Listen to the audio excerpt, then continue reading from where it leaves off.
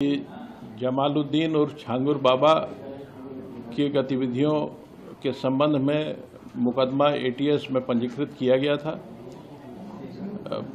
5 जुलाई को छांगुर बाबा और जमालुद्दीन और उसके प्रमुख सहयोगी नीतू उर्फ नसरीन की गिरफ्तारी की गई थी।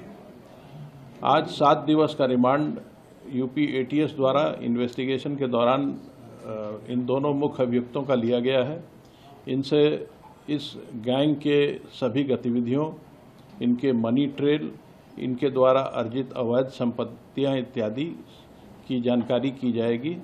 साथ ही संपूर्ण गैंग के नेटवर्क की जानकारी भी प्राप्त की जाएगी। इसके अलावा इस गैंग ने जहां जहां अवैध संपत्ति अर्जित की है, अवैध धन का इस्तेमाल करके, उन सभी की भी जानकारी की जाएगी तथा अवैध संपत्तियों को जब्तीकरण की कार्रवाई तथा उन्हें डिमोलिश करने की कार्रवाई भी की जाएगी।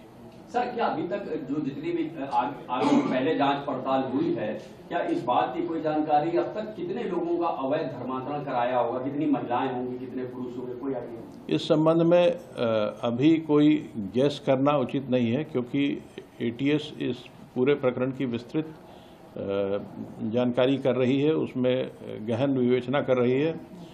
लेकिन ये इस बात की जानकारी हुई है कि लगभग 15 वर्षों से यह गैंग वहाँ कार्य कर रहा था और इस दौरान इसने काफ़ी बड़ी संख्या में धर्मांतरण कराए हैं। सर, जो एफआईआर एटीएस की है उसमें जमालुद्दीन के भतीजे का भी नाम है, सबरोज का, और इसका भांजा है शहाबुद्दीन, एक नागपुर का ईदुल इस्लाम भी है।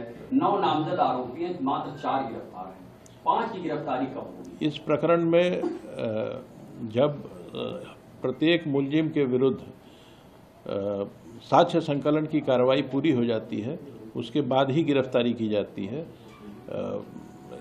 एसटीएफ ने अपने जांच में काफ़ी साक्ष्य संकलित किए थे और जहां जहां उन साक्ष्यों के बारे में पुख्ता तथ्य इकट्ठा कर लिए गए हैं, जिन मुलजिमों के विरुद्ध पुख्ता तथ्य प्राप्त हो गए हैं, उन सब की गिरफ्तारी कर ली गई है। आगे की कार्रवाई जारी रहेगी। सर, एक मोहम्मद अहमद का नाम है जो पूना में बैठा हुआ है। यहाँ कुछ लोग उसको राइट हैंड भी बताते हैं, लेकिन अब उसका बयान आ रहा है, वो खुद अपने आप को पीड़ित बता रहा है और ये बता रहा है कि छांगुर बाबा का मुख्तार अंसारी से भी कनेक्शन है। छांगुर बाबा के सारे कनेक्शंस की जांच की जा रही है। किसी भी एक व्यक्ति के बयान को ज़मीनी तथ्यों से उसके खिलाफ अवेलेबल एविडेंस की कसौटी पे कसना पड़ता है।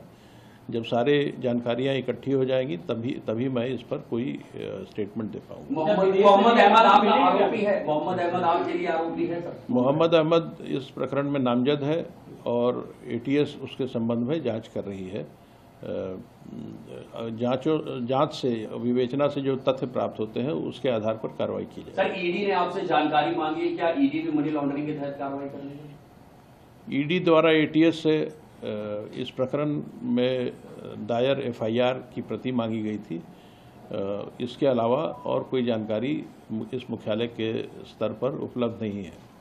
क्या सर ये जानकारी में है स्विस बैंक में भी इन लोगों का खाता है, दुबई या शारजाह में? नहीं, ऐसी कोई जानकारी अभी उपलब्ध नहीं है।